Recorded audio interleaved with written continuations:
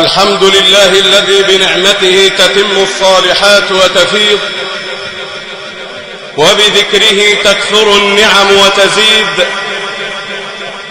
وبشكره تتنزل الرحمات على العبيد سبحانه سبحانه. الأمر أمره والملك ملكه، والكون كونه والتدبير تدبيره، والكل عباده ولا يخرج أحد عن سلطانه. وأشهد أن لا إله إلا الله وحده لا شريك له. يا صاحب الهم إن الهم منفرج، أبشر بخير فإن الفارج الله. إذا بليت فثق بالله وارض به، إن الذي يكشف البلوى هو الله.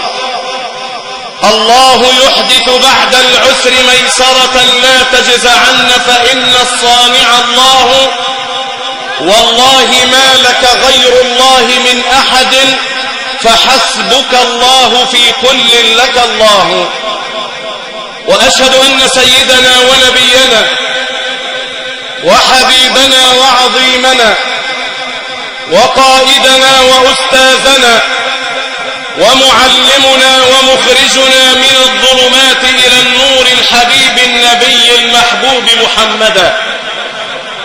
سل عن الحبيب محمد العطر وشذاه، سل عن الحبيب محمد الليل ودجاه، سل عن الحبيب محمد الصبح وضحاه، سل عن الحبيب محمد ذراع الشاه، سل عن الحبيب محمد الجزع لما بكاه، سل عن الحبيب محمد هل رأت عين مثلما رأت عيناه، سل عن الحبيب محمد هل سمعت أذن مثلما سمعت أذناه. كفاه أن الإله أخبر أنه من صلى على الحبيب محمد صلى عليه الله. اللهم صل وسلم وزد وبارك على سيدنا محمد وآله عدد كمال الله وكما يليق بكماله. اللهم صل وسلم وزد وبارك على سيدنا محمد نور الأنوار وسر الأسرار وترياق الأغيار ومفتاح باب اليسار. وارض اللهم عنا جميعا دائما أبدا، واجعلنا يا مولانا من عبيدك السعدا، ولا تخرجنا من هنا إلا مجبورين. آمين آمين يا رب العالمين. أحبتي في الله، إن العين لتدمع وإن القلب ليحزن، ولا نقول إلا ما يرضي ربنا جل وعلا. إنا لله وإنا إليه راجعون. اللهم أجرنا في مصيبتنا واخلفنا خيرا منها. هكذا علمنا سيدنا المصطفى صلى الله عليه وسلم في مثل هذه المصيبة، مصيبة الموت، كما ذكرها ربنا جل وعلا في القرآن الكريم. لا بد أن نتذكر الحبيب النبي المصطفى محمد. اصبر لكل مصيبة وتجلدي، واعلم بأن المرء غير مخلد.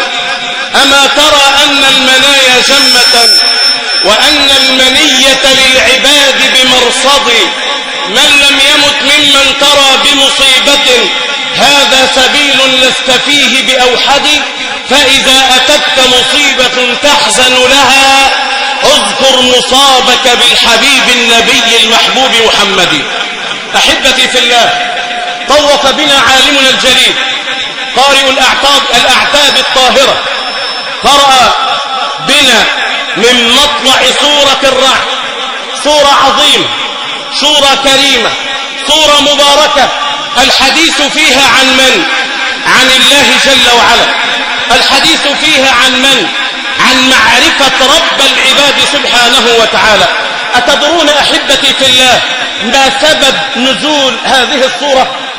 سورة الرعد ربما من اسمها يرتعد بعض الناس منه، إلا أنها لها مغزى ومعنى. قال فيها سيدنا أبي عبد الله: من أكثر من قراءة سورة الرعد نجاه الله جل وعلا من الصواعق، نجاه الله جل وعلا من الصواعق. سبب نزول هذه الصورة غريب وعجيب. لما أرسل المصطفى صلى الله عليه وعلى آله رجلا لرجل فرعون من فراعنة الكفر يدعوه إلى دين الله جل وعلا، فذهب الرجل إلى هذا الكافر قائلا له إن رسول الله صلى الله عليه وسلم يدعوك إلى التوحيد، إلا أن الرجل أبى. فذهب الرجل لرسول الله قال له يا سيدي إنه قد أبى وامتنع، فقال له اذهب إليه مرة أخرى، فذهب إليه ولكنه أبى، فقال له اذهب مرة ثالثة، فذهب إليه. ولما سمع كلام رسول الله قال له وما هو رب محمد؟ بيقول له سيدنا النبي بيدعوك إلى عبادة الله جل وعلا. فقال له وما رب محمد؟ أمن حديد أم من نحاس؟ فذهب الرجل غاضبا إلى سيدنا المصطفى محمد، فلما أخبره بذلك أخبره النبي صلى الله عليه وسلم بأن الله جل وعلا سيريه آية، ونزل جبريل على قلب الحبيب النبي بقول الله جل وعلا ويرسل الصواعق فيصيب بها من يشاء. نعم أحبتي في الله، طوف بنا عالمنا الجليل وسمعنا منه كلام رب العالمين، لكن بقي لنا أن نتعرف على الله سبحانه وتعالى. سؤال ربما يكون غريبا عند البعض، سؤال: من هو الله؟ من هو الله سبحانه وتعالى؟ هل نعرف الله؟ إذا أردنا أن نتعرف على الله جل وعلا فنتعرف عليه في آياته، في كتابه، في محكم تنزيله. هو الله الذي لا إله إلا هو عالم الغيب والشهادة، هو الله الذي لا إله إلا هو الملك القدوس السلام المؤمن. من هو الله؟ هو الله الذي لا إله إلا هو الحي القيوم. من هو الله؟ هو الذي في السماء عرشه وفي الأرض سبيله وفي النار عذابه وفي الجنة رحمته.